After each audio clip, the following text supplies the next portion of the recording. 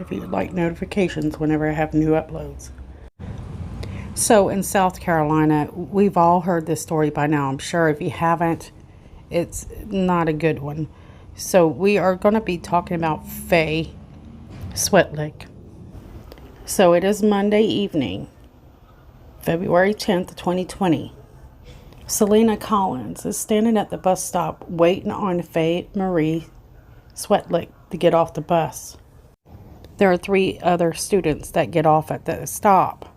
A few of them witness Faye get off the bus and walk home with her mother.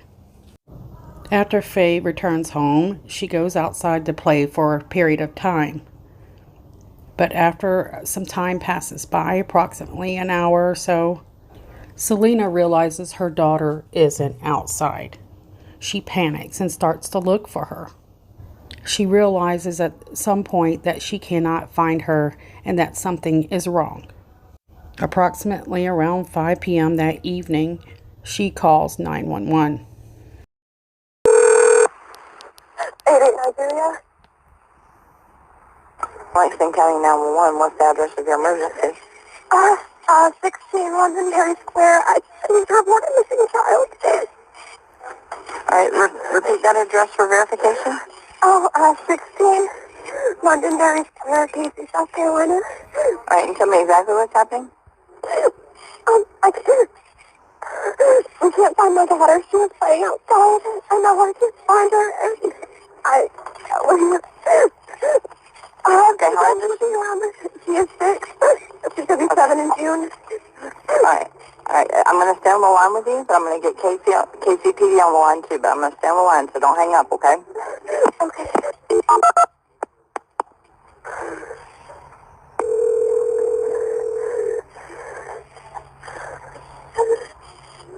Casey 911, is your heart speech reached by our medical? Hey Casey, this is Lexington. I've got a lady at 16 Londonderry Square. Her 6-year-old was in the front yard, and she can't find her now. Alright, hold on. What's the number? 16 Londonderry Square. And I have her phone number. I'm going to stay on the line so it doesn't get disconnected. And I'm going to stay on the line just so it doesn't hang up. Okay, ma'am. Alright, ma'am. You're on the phone with Casey. Go ahead. Yes, ma'am. Can you tell me what your son's name is? My daughter's name is Faye Swetlik. Faye. Hold on. Alright. What was the first name again? Faye. Faye? Faye? Yes, ma'am. Okay, what's her last name? Swetlik. Spell that for me. Swetlik. Okay, and what was she wearing? She was wearing polka dotted rain boots, a flowered skirt, and solid skirt or a flowered skirt? Flowered. Was a pink rose skirt.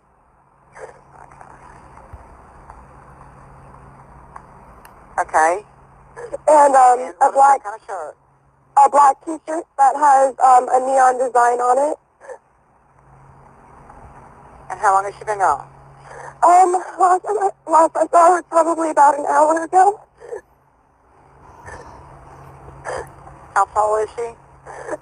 She's 3'10". 3 foot? How much does she weigh? 65 pounds. Alright, stay on the phone with me, do not hang up. What's your name? My name is Selena Collins. What's your phone number, Miss Collins? It's a 6-year-old missing for an hour. Alright.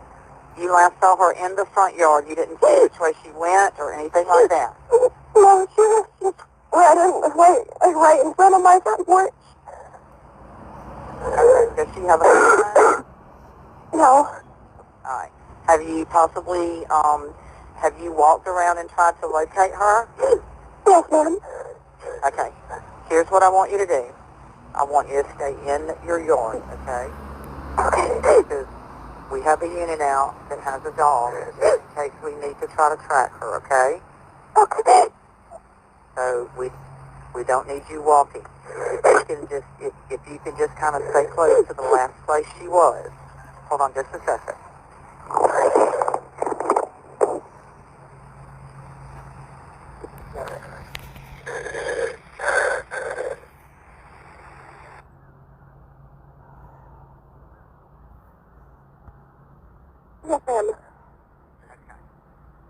have any idea where she would go? Have you looked in the backyard?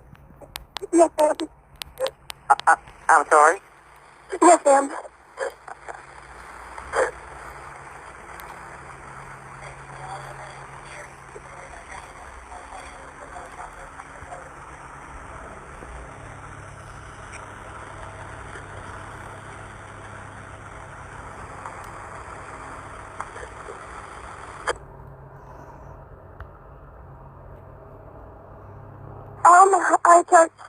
I checked all the houses in my neighborhood and anybody that's actually answered they're out looking for her too.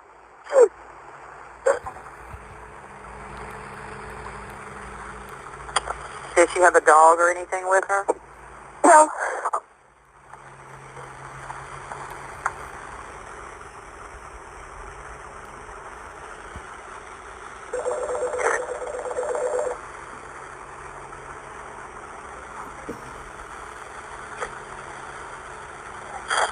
Okay, my officer will be there in just a few minutes.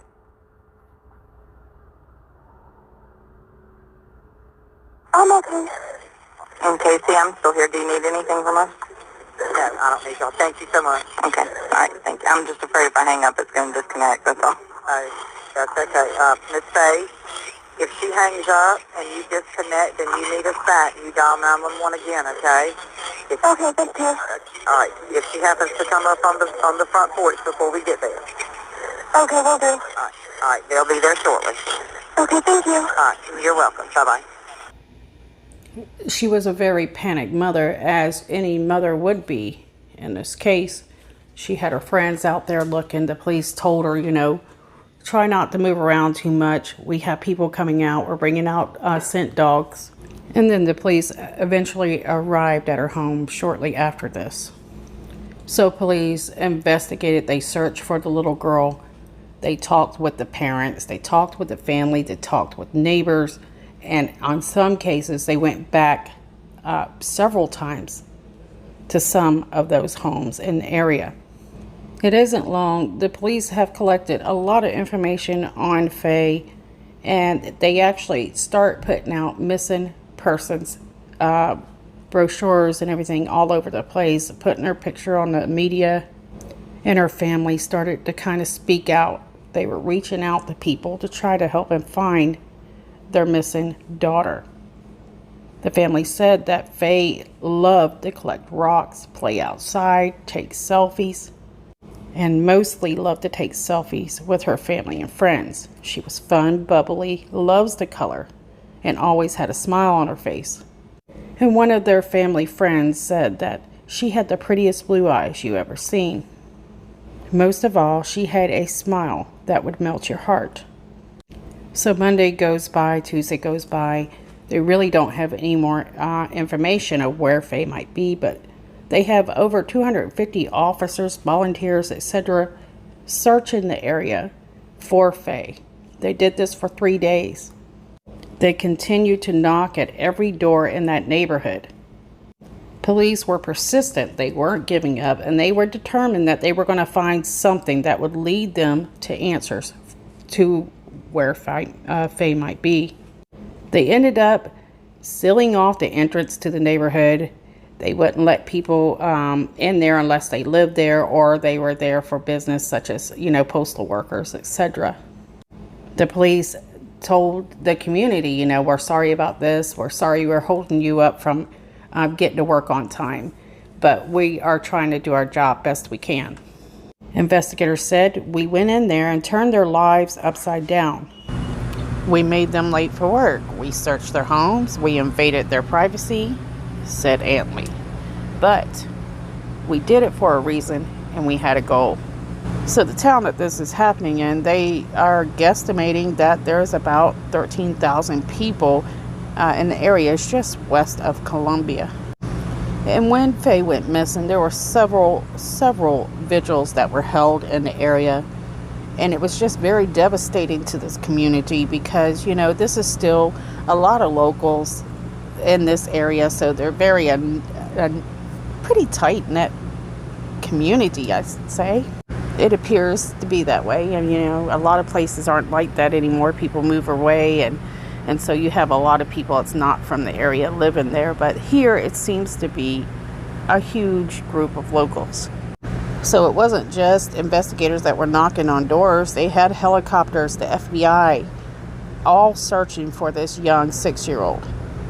A lot of the locals or community members gathered at the Trinity Baptist Church to pray for Faye's safe return. And days passed, Wednesday come, and cops continue to knock on the doors in the neighborhood. Cops later had a press conference where they said that everyone in their search area they had contact with. According to this article, the police and several of the FBI, including volunteers, had searched the woods behind the homes and any of the empty areas around the area. And as of Wednesday, they had come up with absolutely nothing. It was also around Wednesday that they made a public appeal for drivers of an SUV and another car that was seen in the area, asking them to contact them. They also, Thursday come along and you could see cops. They were kind of following the garbage trucks that were going through the community's garbage, looking for any type of evidence that might give them a lead to wherever Faye might be. This kind of insinuated that they believed that Faye might have been abducted by someone near to her home, her family, and community. Cops said that they did find a piece of evidence in trash belonging to 602 Piccadilly Square.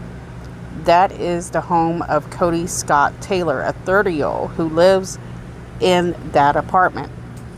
Police would not reveal what that evidence was, but they give us a clue later on, saying that it was something that you could see in the flyers that were passed out for Faye. So most likely it was probably a piece of clothing or something that belonged to Faye. That's my speculation. Now, I do want to mention that there has been several contradictory articles saying what time that they discovered Faye. And it, according to this article, it was Thursday at 11 a.m. that the Department of Public Safety Chief Byron Snellgrove discovers Faye's body in the woods that they had earlier searched. According to what they were sharing with us, the information, they said that they believed that her remains were moved to this area just before she was found. And of course, they did not share any information or make any clarity as to how she might have, what happened to her, how she got there. It wasn't until Friday we kind of started getting a little bit of information. It was my birthday. I remember it was Friday. I wasn't going to look, but I was trying to keep an eye on this case. I know they didn't want us covering this case on social media much, so I didn't. And we heard that they discovered the body of the 30-year-old Cody Taylor, his remains inside his apartment. Again, the police didn't speculate as to what might have happened to him or Faye still on Friday. They just let us know that they had found 2 people. And I can tell you guys, I wanted to share the fact that this community, they really worked hard together, but a lot of them were pretty devastated by this, and I wanted to run a few clips. And I have to say, this guy really touched my heart. I could feel the pain that he felt as he was trying to explain how his community was dealing with the loss of this very adorable 6-year-old. The community absolutely loved her. So much so that the community on Friday morning, they started to bring in flowers and balloons to add to the very growing memorial they set up at the entrance of the subdivision near Columbia Airport. Sorry, guys. Many of those memorials and mementos that they set at the entrance were in shape of hearts for Valentine's Day. But even though they had found both remains, the police and investigators continued to investigate. They were seen wearing purple latex gloves as they continue to look in more depth into this case, trying to find the answer this family deserve. And later they did have a press conference where they did say that Cody Scott Taylor was linked to little Faye's demise. We also found out that they were going to perform an autopsy on both remains, and that they said it would be completed most likely Saturday. And that seemed to be the case because we seen the police escort little Faye back home to her mother, and I wanted to share a clip. Okay, so you can see here, this was just a beautiful tribute to this young lady who lost her life needlessly to this very evil individual. Want to say his name, Cody Taylor. We don't have any answers right now what exactly he did or why. But the problem is this: they still are investigating, so this isn't even close to being solved right now. But I think they do have an idea, and I think tomorrow we will hear more. Like I mentioned, tomorrow there should be a press conference, so if you didn't know that, now you do. I don't have the time for you right now, guys, and I apologize about that, but isn't that just beautiful what this community did for this child and her family? Such a beautiful example to others. Okay, so I do have some new information for you. So they will be having a funeral for Faye, and this is due to the fact Common Harmon Funeral Home is paying for all expenses. The funeral home told Fox 46 that Faye's memorial service will be held on Friday, February 21st at 7 p.m. at Trinity Baptist Church, which is located 203 Charleston Highway. Isn't that just awesome, guys? I mean, I think that's just a beautiful thing to do, because Lord knows people do need help, especially in situations like this. So absolutely a standing ovation for this community for coming together and helping each other get through it. So I do want to remind you guys that we will be hearing a press conference sometime tomorrow. It should be. That's what we were told, where they would give us some more answers of what happened to Faye and how Cody might have taken his life, or we're not sure what happened. And I know a lot of us are waiting for those answers. We're wanting to know why. Even though we may get those answers, it will not bring her back. However, it may bring some type of closure to the family. And also, it will help other people understand why the sick individual did what he did. Now, I was going to wait to put this video out, but I wanted to, since they're giving out the time that they're going to have services and have Faye's funeral, I wanted to get that out. So guys, my gosh, I don't know if there's a Facebook or anything right now, and I'll look more into that. Perhaps the reason why we don't see it is because, you know, the community is doing so much to help them without them even having to ask. So that's just awesome. I know you guys were touched by this, and I'm so sorry I didn't get it out, but it just seemed to me that they didn't want anybody talking about this case on the social media or anywhere. So I listened and I did that. So now that they have gotten some answers, I feel like it's a safe time to do so. And my gosh, it's just horrible. I mean, here she was. You think, you know, the mother met her at the bus stop to try to prevent anything bad from happening to her child. Lets the child play in her own front yard. The irony. And it's really sad that we have to be so worried to even let our kids play in our own yard. It's really getting to the point to where our communities need to start taking notice and hopefully start looking out for each other just a little bit more, because there's no way to stop these people, because most of the time, like this guy, he had no history of crime, any kind of criminal background. There was no signs there. I did hear that there was a door cam across from wherever he was. Whether or not that's certain, I'm not sure, but hopefully we will hear more on that. Maybe they can get just a few more answers. Anyways, make sure you watch through the end. I'm gonna have a few more pictures of Faye there. I want to tell you guys, please share this video so that parents are aware of what's going around them. Actually, having trouble getting my words out because this case really, I had to restart and redo the audio I don't know how many times now. Definitely one of the saddest stories. We dealt with Cupcake, which was another story that is similar to this, where the child is taken away right in broad daylight in front of people. That takes guts, and that just tells me people, they really are not they're not afraid. They don't care about the consequences, so maybe we need to make those consequences harder. If people are not afraid to do these bad deeds, then what's going to stop them?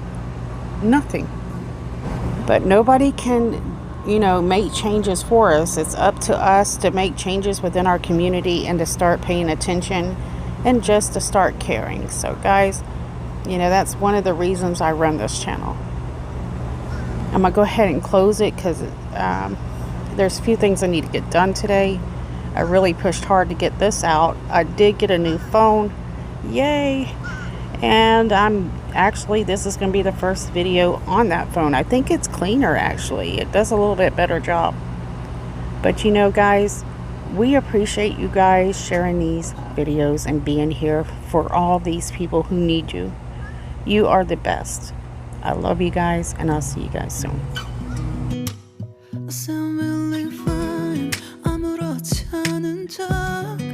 아무도 모르게 조심하는데 또 티가 났나 봐. Sound really fine. 너와 함께 했었던 시간이 길었어.